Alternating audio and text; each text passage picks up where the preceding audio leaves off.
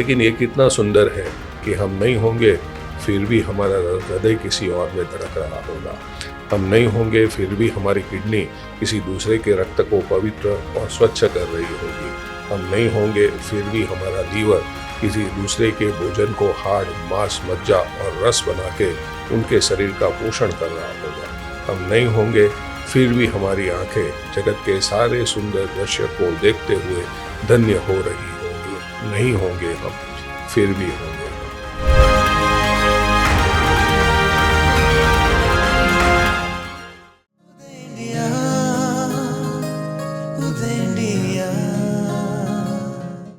नमस्कार, उदय India digital में आपका स्वागत है। मैं हूं विश्वरूपा रथ और आज हमारे साथ है पद्मश्री नीलेश मंडलेवाला। नीलेश मंडलेवाला वास्तव में वह अग्रदूत हैं जिन्होंने गुजरात में कैडवरिक आर्गन डोनेशन यानी मृत व्यक्ति के अंगदान की नींव रखी है। उनकी अटूट निष्ठा, समर्पण और अथक प्रयासों ने एक ऐसे जीवन रक्षक आंदोलन को जन्म दिया जिसने अनगिनत लोगों को इस नेक कार्य से जुड़ने के लिए प्रेरित किया है। एक सफल व्यवसायी से समाज सेवी बनने तक का नीलेश जी का सफर बेहद प्रेरणादायक है। उनके जीवन में एक बड़ा बदलाव तब आया जब उनके पिता किडनी की गंभीर बीमारी से पीड़ित हो गए। वर्ष 2004 से उनके पिता को हर सप्ताह अनिवार्य रूप से 2 बार डायलिसिस करवाना पड़ता था। अपने पिता की पीड़ा को करीब से देखने के बाद नीलेश जी को एहसास हुआ कि हमारे देश में हर वर्ष लाखों मरीज केवल अंगों की अनुपलब्धता के कारण अपनी जान गंवा देते हैं। यही घटना उनके जीवन का निर्णायक मोड़ बन गई, जिसने उनका ध्यान व्यापारिक सफलता से हटाकर सामाजिक परिवर्तन की ओर मोड़ दिया और उन्हें आज एक प्रखर अंगदान जागरूकता अभियानकर्ता के रूप से स्थापित किया। साल 2005 में जब अंगदान को लेकर जागरूकता बेहद सीमित थी, तब उन्होंने अपने दुख को एक उद्देश्य में बदलने का संकल्प लिया। उन्होंने अपना जीवन अंगदान के प्रति जागरूकता फैलाने और जरूरतमंद लोगों के जीवन में सकारात्मक बदलाव लाने के लिए समर्पित कर दिया। सबसे पहले तो पद्मश्री मिलने पर आपको बहुत बहुत बधाई। Thank you. तो एक सफल व्यवसायी से समाज सेवी बनने का सफर कितना चुनौतीपूर्ण रहा और आपके अनुभव में कौन सा रोल अधिक चुनौतीपूर्ण रहा? सबसे पहले तो बात करें जब ये अंगदान की प्रवृत्ति की शुरुआत हुई 2005 में, जब मेरे पिताजी की किडनी खराब हो गई और मैंने पाया कि परिवार में से कोई किडनी का दान नहीं कर सकता है, तो ऐसे मरीजों को डायलिसिस के ऊपर रहना पड़ता है। और डायलिसिस की जो पीड़ा होती है वो व्यक्ति जो डायलिसिस पे होता है वही उसको समझ पाता है और उनके पूरे परिवार को ही उसका पता होता है। तो परिवार में से किडनी कोई नहीं दे सकता है तो क्या? तो मैंने ये मूवमेंट की 2005 में शुरुआत की और मेरे पिता की किडनी की बीमारी की वजह से ये कार्य 2005 में हमने शुरू किया। लेकिन उस समय समाज में लोगों को ब्रेन डेड का कॉन्सेप्ट पता नहीं था। लोगों को लगता था कि व्यक्ति का हृदय बंद हो गया तो उनकी डेथ हुई है, लेकिन brain dead is equal to death, उसके बारे में लोगों को पता नहीं था। और उनके साथ में समाज में अंगदान के प्रति अज्ञानता थी, डर था, धार्मिक गैर मान्यताओं थी और उनकी वजह से लोग अंगदान के लिए आगे भी नहीं आते थे। तो हमारे लिए सबसे बड़ी चुनौती यही थी कि लोगों को अंगदान के बारे में जानकारी दे, ब्रेन डेड का कंसेप्ट समझाए। तो हमने स्कूलों, कॉलेजों, यूनिवर्सिटी, जाहिर समारोह हर जगह पे जाके अंगदान के बारे में बात करना शुरू किया और उनके साथ में अस्पताल में भी जब भी कोई ब्रेन डेड का मरीज आता है तो डॉक्टरों को कहा कि हमें जानकारी दीजिए।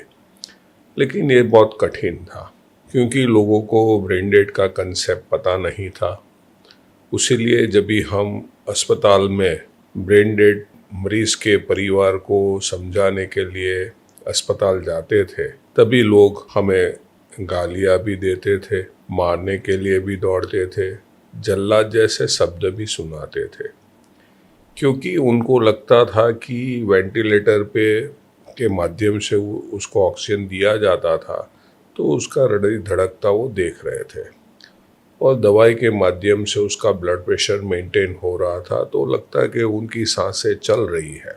लेकिन धीरे धीरे धीरे हम लोगों को समझाने में सफल हुए कि brain dead is equal to death.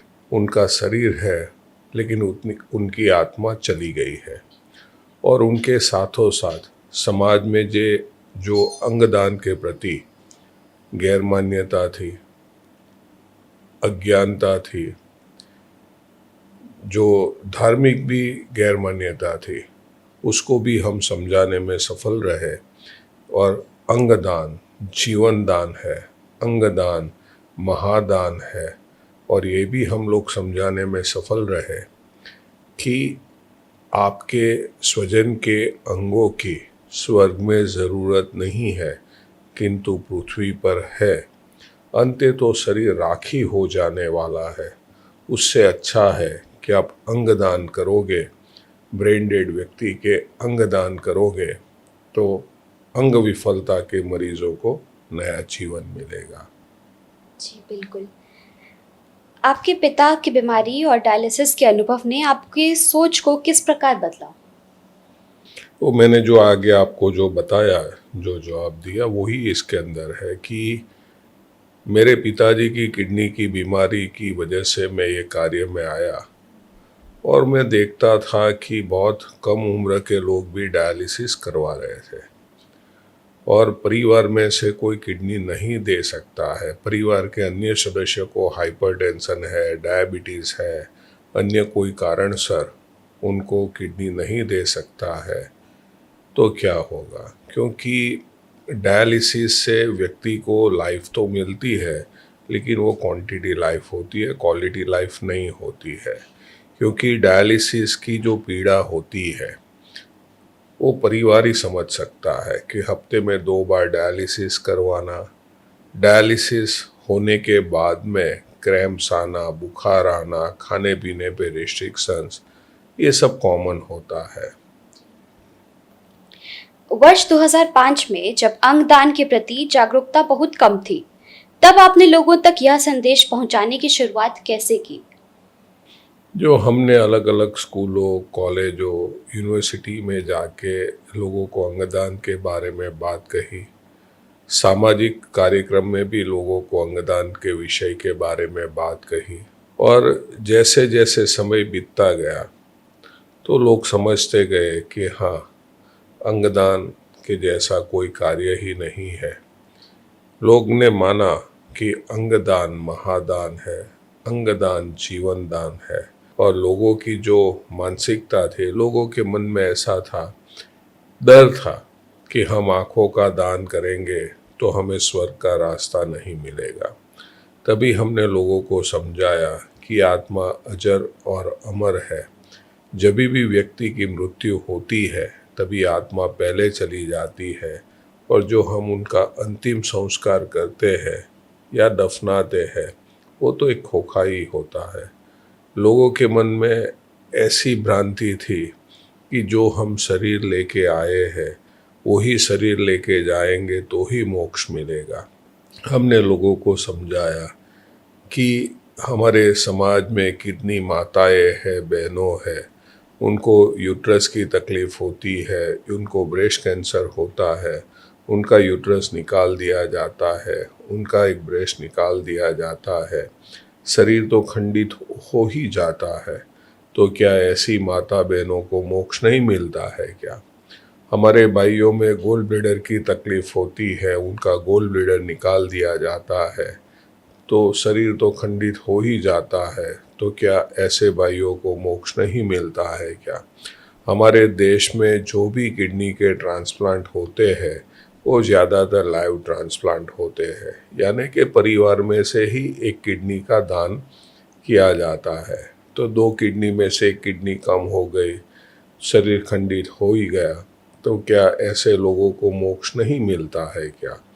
लोग समझने लगे कि नहीं, बात तो सही है, ऐसी धारणा से हमें बाहर उठना है। दूसरा, लोगों के मन में ऐसा था कि धर्म ऐसा कहता है कि अंगदान नहीं करना चाहिए। तो हमने लोगों को कहा कि पृथ्वी पे सबसे पहला ट्रांसप्लांट ही भगवान गणेश जी का हुआ था, और महर्षि दधीचि ऋषि ने जब भी दानवों के साथ युद्ध करने की बारी आई तो अपनी हड्डियों का दान किया था। तो दान का महिमा तो हमारे शास्त्रों में भी है। हमने लोगों को समझाया, जो परम पूज्य दीदी माँ ने हमें कहा था हमारे डोनेट लाइफ का शुभारंभ के समय, कि पहले लोग कहते थे आप विवाह करो, संतानों को जन्म दो, आप नहीं रहेंगे लेकिन आपकी निशानियाँ रहेंगी। लेकिन ये कितना सुंदर है कि हम नहीं होंगे फिर भी हमारा हृदय किसी और में धड़क रहा होगा। हम नहीं होंगे फिर भी हमारी किडनी किसी दूसरे के रक्त को पवित्र और स्वच्छ कर रही होगी। हम नहीं होंगे फिर भी हमारा लीवर किसी दूसरे के भोजन को हाड़, मांस, मज्जा और रस बना के उनके शरीर का पोषण कर रहा होगा। हम नहीं होंगे फिर भी हमारी आंखें जगत के सारे सुंदर दृश्य को देखते हुए धन्य हो रही होगी। नहीं होंगे हम फिर भी होंगे हम। काफ़ी खूबसूरत सोच है ये। तो डोनेट लाइफ संस्था की स्थापना का मुख्य उद्देश्य क्या था? मैं 2005 से ये कार्य कर रहा था।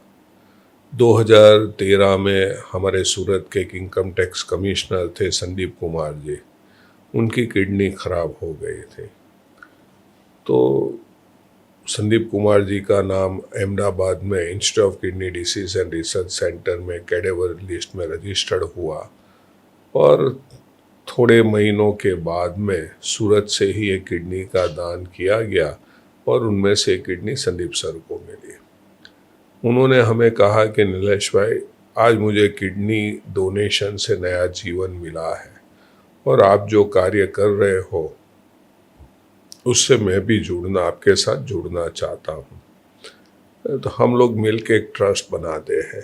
मैंने कहा कि सर, मैं जो कार्य कर रहा हूँ उससे मैं खुश हूँ, हमें ट्रस्ट बनाना नहीं है, क्योंकि ट्रस्ट बनाना बहुत आसान है, चलाना मुश्किल है, और टिकाना उससे भी ज़्यादा मुश्किल है।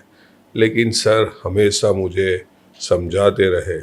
आखिर 1 साल के बाद में हमने डोनेट लाइफ ट्रस्ट की स्थापना की, जिनका मुख्य उद्देश्य समाज में अंगदान के प्रति जन जागरूकता फैलाना और ब्रेन डेड व्यक्ति के परिवारजनों को अंगदान के बारे में समझा के उनका अंगदान करवा के अंग विफलता के मरीजों को नया जीवन देना, और हमारे देश में अंगदान के प्रति जागरूकता फैलाना है। जी, गुजरात में पहला कैडेवर किडनी और लीवर डोनेशन कराने के दौरान आपको किन चुनौतियों का सामना करना पड़ा? 12 जनवरी 2006 के दिन हमने गुजरात का पहला इंटरसिटी किडनी का दान सूरत से करवाया। ये पहला ही मामला था। हमें भी पता नहीं था कि काउंसलिंग क्या करना है। वो जगदीश भाई शाह नाम के जो एक व्यक्ति थे, वो ब्रेन डेड हुए थे सूरत की अशक्ताश्रम अस्पताल में, और शहर के न्यूरोसर्जन डॉक्टर अशोक भाई पटेल ने उन्हें ब्रेन डेड घोषित किया था। हमने जब भी जगदीश भाई के धर्मपत्नी ज्योतिबेन और उनके परिवारजनों के साथ बात की, तभी कैसे बात करनी वो भी कुछ ध्यान में नहीं था कि वो उनको आगे विषय कैसे रखे। लेकिन भगवान द्वारकाधीश का आशीर्वाद होगा, तो हमने सिर्फ इतना ही कहा कि शरीर तो राखी हो जाने वाला है, और उसके अंग की स्वर्ग में ज़रूरत नहीं है, किंतु पृथ्वी पर है। लेकिन मैं बहुत मानता हूँ कि वो भी एक दिव्य आत्मा होगी। तो जो नींव रखी गई, जो बीज बोया गया, वो आज बीज एक वटवृक्ष बना। तो ये किडनी की शुरुआत हुई, और उसी तरह फरवरी 2006 में सूरत की स्मीमेर अस्पताल में एक राजू गोहिल नाम का 24 साल का लड़का ब्रेन डेड हुआ था। हमने राजू के पिताजी को किडनी के दान के बारे में बातचीत की तो 12 घंटे के काउंसलिंग के बाद उन्होंने हाँ कही। उस समय हमने अहमदाबाद की IKDR's institute of kidney disease and research centre की टीम को उनकी जानकारी दी और टीम वहाँ से इधर आने के लिए निकल गए थे। उस दौरान सूरत के गैस्ट्रोएंटरोलॉजिस्ट डॉक्टर राजीव मेहता का हमारे पर फ़ोन आया कि नीलेश भाई आप किडनी का दान करवा रहे हो तो लीवर का भी दान करवाओ। तो हमने कहा कि गुजरात में तो लीवर ट्रांसप्लांट का प्रोग्राम ही नहीं है और पूरे देश में भी बहुत कम अस्पताल 4 या 5 ही अस्पताल उस समय 2005-06 में ट्रांसप्लांट कर रहे थे लीवर का ट्रांसप्लांट।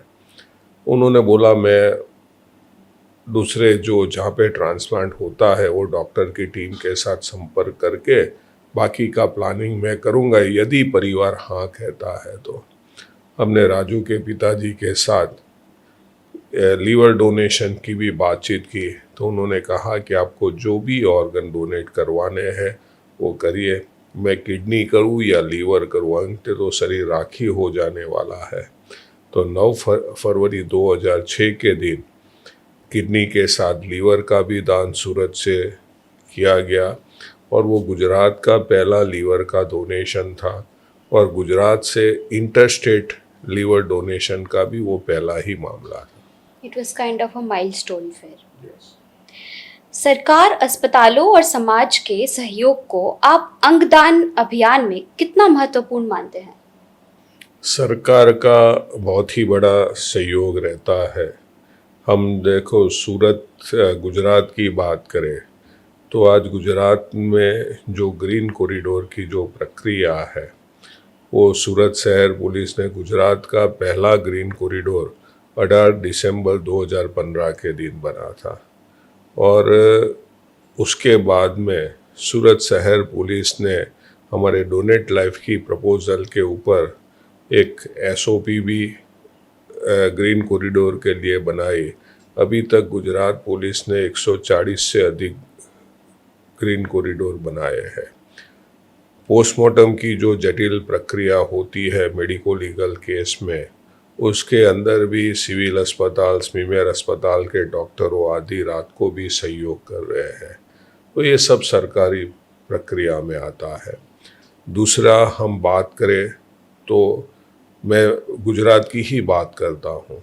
हमने 2005 में जब भी अंगदान की प्रवृत्ति की शुरुआत की थी उस समय हमारे गुजरात के मुख्यमंत्री और आज के प्राइम मिनिस्टर श्री नरेंद्र भाई मोदी जी का हमें हमेशा आशीर्वाद और मार्गदर्शन मिलता रहता था। तो उनके आशीर्वाद से हमने ये ऊर्जा भी पाई कैसे काम करना है। और जब भी नरेंद्र भाई देश के वड़ा प्रधान बने तब भी आप देखो तो 2015 से लगातार मन की बात कार्यक्रम के अंदर देशवासियों को अंगदान का महत्व समझा रहे हैं।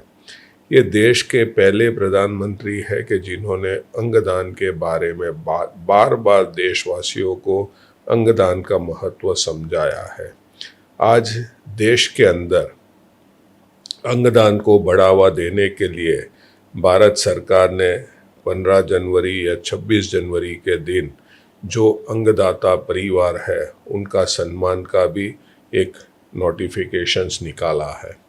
अंगदान के पार्थिव देह को सम्मान के साथ उनको विदा दी जाए, इसीलिए भी एक नोटिफिकेशंस निकला है। तो सरकार हमेशा अंगदान को बढ़ावा देने के लिए कार्य कर रही है, लेकिन हम हर बार सरकार के पास अपेक्षा नहीं रख सकते हैं। हमारी सिटीज़न की ओर से भी एक हमारी जिम्मेवारी होती है कि ऐसे जो कॉज है, ऐसे जो सामाजिक कॉज है, उसको आगे बढ़ाने के लिए हम सरकार के साथ कंधे से कंधे मिला के कार्य करें तो ये कॉज आगे बढ़ेगा। बिल्कुल ऐसी ही सोच लेके आपको इतने बड़े तौर पर एक पद्मश्री का पुरस्कार मिला है। तो युवाओं को अंगदान के प्रति जागरूक करने के लिए आप क्या संदेश देना चाहेंगे? मेरा सभी युवाओं को एक ही संदेश है। आज युवा कोई भी चीज ठान लेता है तो वो खींच को आगे बढ़ाता है, और भारत देश हमारा युवाओं का देश है। हमारे देश के यशस्वी वड़ा प्रधान माननीय श्री नरेंद्र भाई मोदी जी ने 2047 में जब भी हमारा देश आज़ादी की शताब्दी वर्ष मना रहा होगा, तभी हमारा देश विकसित भारत होगा, वो परिकल्पना हमें दिखाई है। हमारी डोनेट लाइफ संस्था ने भी एक मिशन बनाया, मिशन 2047, कि जिसमें जब भी हमारा देश शताब्दी की आज़ादी वर्ष मना रहा होगा, आज़ादी की शताब्दी वर्ष मना रहा होगा, तभी हमारे देश में किसी भी व्यक्ति की मृत्यु अंग न मिलने की वजह से नहीं होनी चाहिए। उसके लिए हम युवाओं को तैयार कर रहे हैं, युवाओं को जोड़ रहे हैं। हम कॉलेजों यूनिवर्सिटी में जाके युवाओं को अंगदान का महत्व समझा रहे हैं। अंगदान क्यों ज़रूरी है, अंगदान कौन कर सकता है, आज देश में अंगदान के प्रति कितने लोग अंगदान न मिलने की वजह से उनकी मृत्यु हो रही है, ये सभी बातें हम युवाओं को कहते हैं। और हम ये भी उनको बताते हैं कि 20 साल पहले हमने एक बीज बोया था, अंगदान जीवन दान का। वो बीज आज वटवृक्ष बना है, और वटवृक्ष बन के हजारों अंग विफलता के मरीजों को नया जीवन दे रहा है। लेकिन आगे की जर्नी वो युवाओं को पूर्ण करनी है, क्योंकि हम युवाओं को एक ही बात कहते हैं, आप कोई भी पढ़ के कोई भी प्रोफेशन में जाओ, अपना बिजनेस करो या कहीं पे भी कोई भी काम करो, तो साथ में एक सामाजिक कॉज को भी जोड़ना है, क्योंकि ईश्वर ने हमें यहाँ भेजा है। तो ऐसा नहीं है कि हमारे परिवार को आर्थिक उपार्जन करके उनका भरण पोषण करना, उसके लिए केवल नहीं भेजा है, लेकिन एक ईश्वरीय कार्य करने के लिए भी भेजा हुआ है।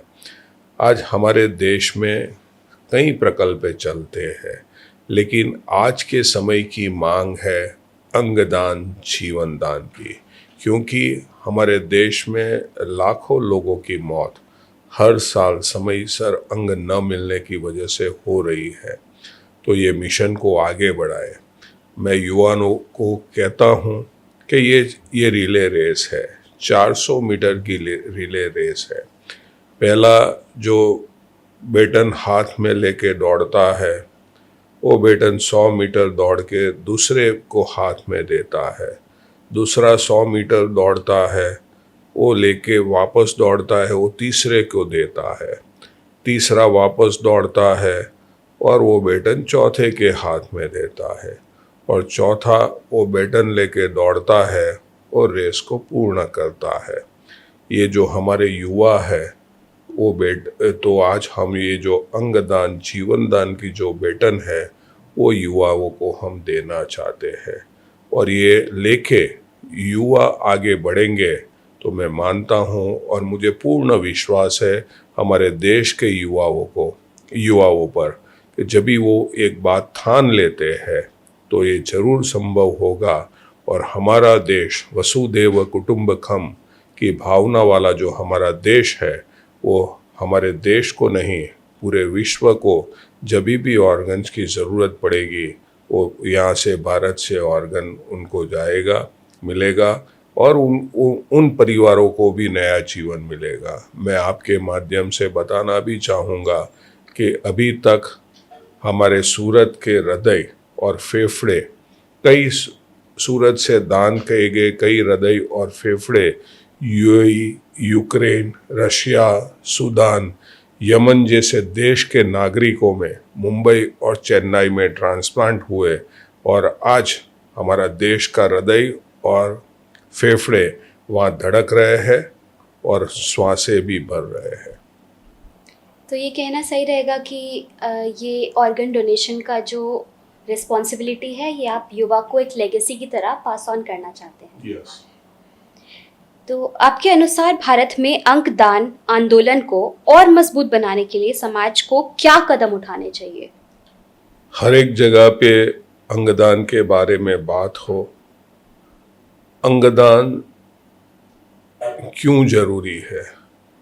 आज लोगों को ये पता नहीं है कि अंगदान की आवश्यकता क्या है।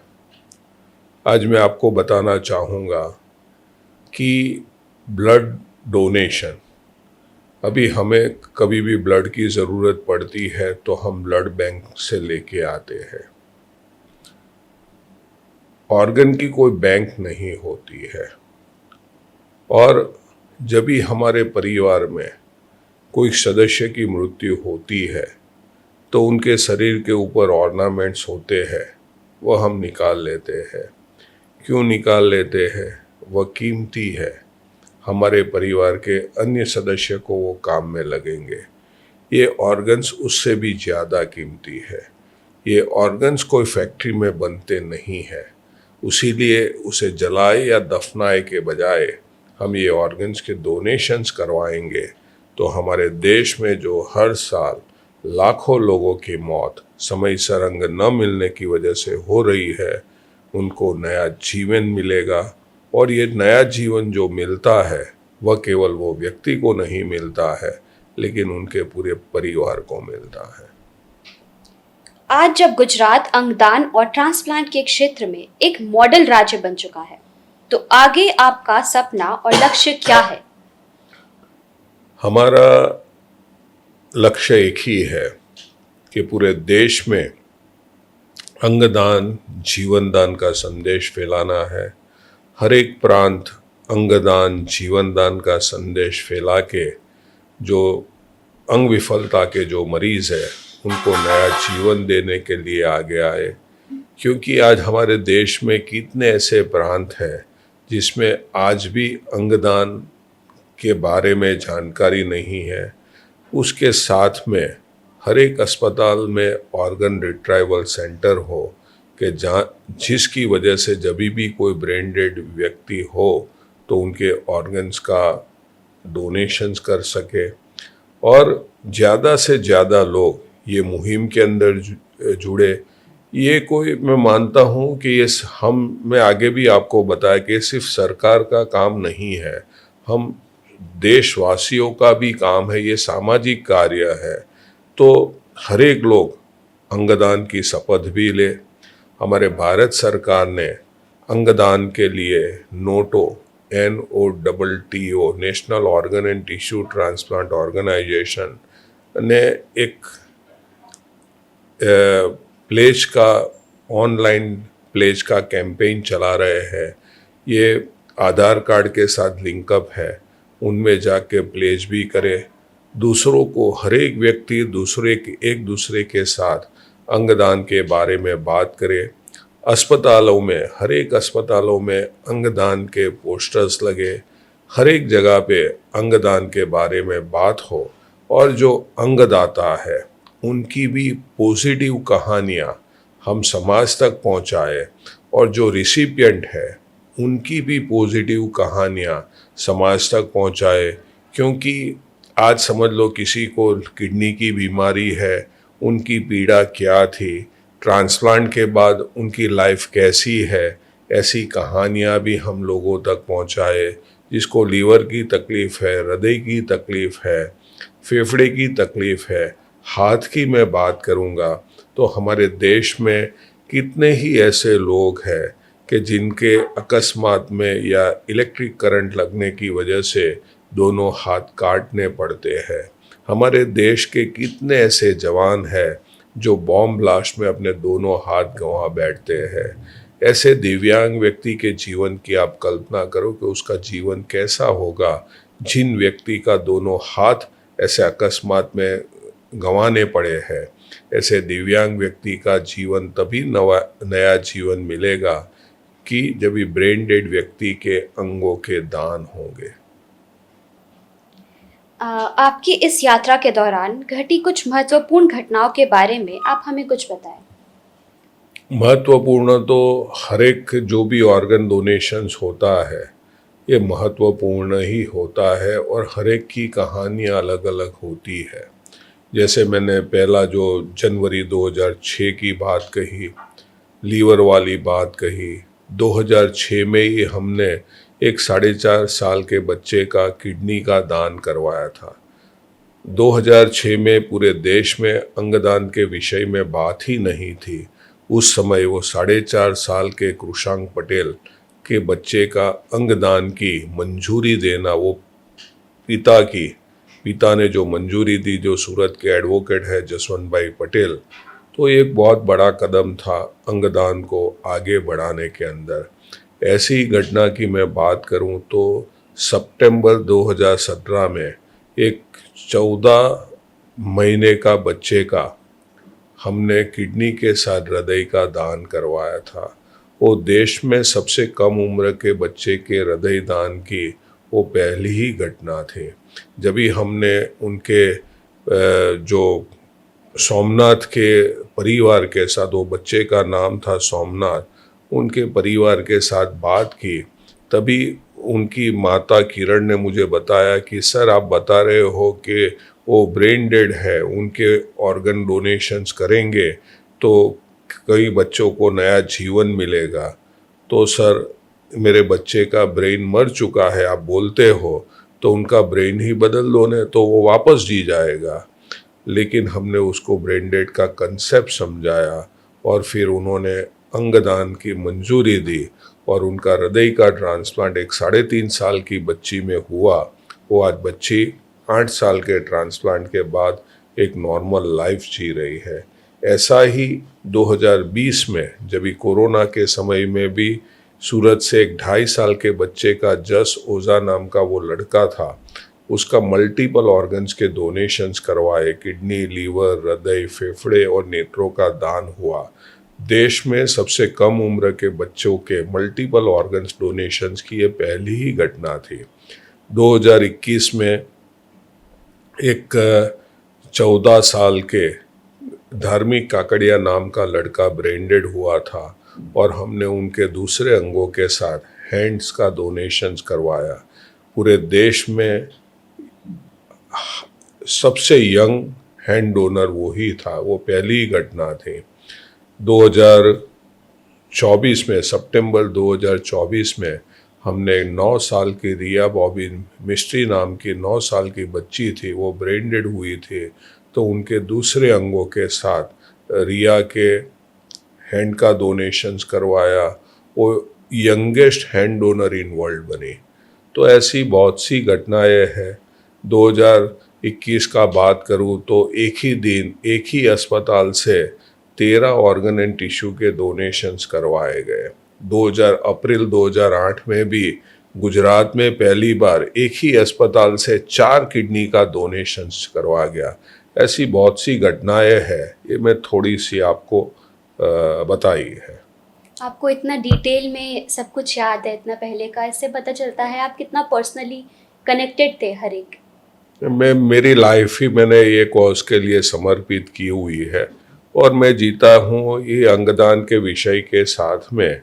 और हमारा मकसद ही यही है कि देश में ज़्यादा से ज़्यादा अंगदान का मैसेज फैला के, और आज जब भी भारत सरकार ने पद्मश्री दिया है तो ये सम्मान तो है, और उनके साथ में सरकार ने हमें जिम्मेवारी भी दी है। वो जिम्मेवारी निभाने की भी हम पूरी कोशिश में रहेंगे और हमारे शरीर का एक एक समय और शरीर का कण कण ये कॉज को आगे बढ़ाने में लगाएंगे। आपने अपना कीमती वक्त हमको दिया, हमें बहुत अच्छा लगा, बहुत कुछ सीखने को मिला। आपका तहे दिल से शुक्रिया।